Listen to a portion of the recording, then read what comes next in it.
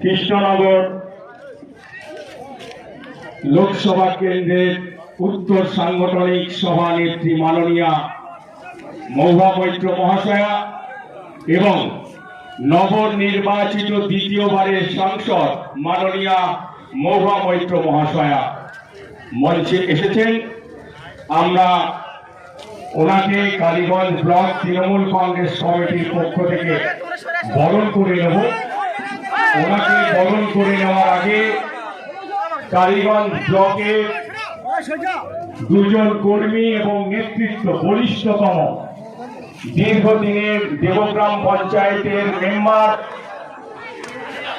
সুভাষ সরকার আমাদেরকে